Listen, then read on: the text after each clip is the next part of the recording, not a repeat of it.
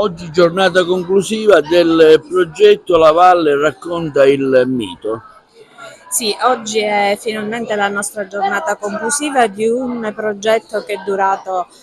tanto tempo, è stato iniziato a gennaio e si sta concludendo oggi dopo un iter di visite accurate che sono state fatte sia nella Valle dei Templi a Villa Aurea con la visione della mostra di quadri Tesori d'Italia, dei grani antichi, del Museo Griffo, dei vasi della condizione Panitteri, della Villa Genoardi e quindi devo dire che è stato veramente scordavo una cosa importantissima, ci sono state aperte anche le porte della biblioteca lucchesiana. Don Angelo ci ha fatto questo grande regalo perché ci ha accompagnato anche come Cicerone con una bellissima relazione con i ragazzi. Devo dire, siamo stati contentissimi, abbiamo avuto il supporto, grande supporto del Parco Archeologico, delle dirigenti scolastiche del Liceo Classico e di Agrigento Centro, la dottoressa Marica Gatto e la dottoressa Rosellina Gelauro, scusami, Vabbè, non ripeto, la dottoressa. la dottoressa Rosellina Greco e tutti i ragazzi di queste scuole che hanno interagito veramente con tanto entusiasmo e tanto interesse. Come nella nostra locandina abbiamo messo l'educazione al godimento e alla conoscenza dei nostri beni, del territorio, dei nostri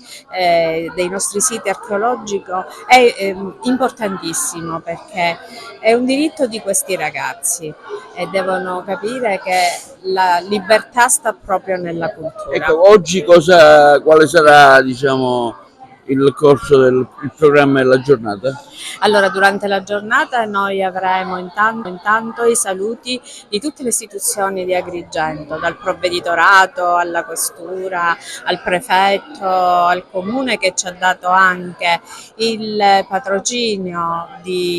anche di Agrigento che è capitale della cultura, perché questo progetto farà parte proprio di questo iter, diciamo, e quindi è un regalo che l'Innerwill ha voluto fare alla città di Agrigento. I ragazzi oggi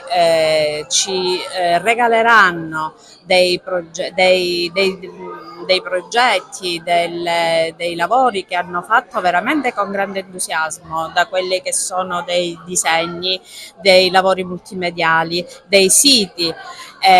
addirittura ad una rappresentazione anche con gli alunni della scuola Agrigento Centro, quindi devo dire i ragazzi sono stati veramente il cuore di questo progetto. Ma voi non vi fermate qui, sicuramente in cantiere avete tante altre iniziative, sinteticamente. Sì, questo non sarà l'unico incontro che noi avremo proprio con le scuole, è mirato proprio a che i ragazzi possano apprezzare proprio i beni di questa città. Sicuramente questo avrà un proseguo, ci sarà anche l'anno prossimo, assieme a tanti altri progetti che abbiamo quest'anno pensato per i ragazzi, perché noi oltre a essere un club di volontariato, ma siamo un club presente nel territorio, per cui miriamo proprio soprattutto alla gioventù. Professore Mini oggi sarà il relatore di questo progetto del Winner che si sta concludendo. Il progetto ha avuto una evoluzione straordinaria, oggi sono appunto le fasi conclusive ed è un momento in cui si mette proprio in risalto quello che è il valore dei beni culturali col territorio, il rapporto anche, devo dire, questa è una chiave nuova che vorrei trasmettere, il rapporto fra l'arte, la cultura e Dio, quindi in mezzo l'uomo è il rapporto fra cultura e arte. E questo è quello di cui parleremo stamane, la valorizzazione dei beni culturali e la valorizzazione dei territori attraverso i beni culturali, è quello che hanno rappresentato, rappresentano e possono ancora offrire come spunto di riflessione per valorizzare appunto dei territori. Ci saranno, presenteremo anche dei casi concreti di come nella storia i beni culturali sono stati il fulcro vincente di una scommessa che ha traguardato proprio il futuro economico e sociale di città, di territori, tanto aspetti.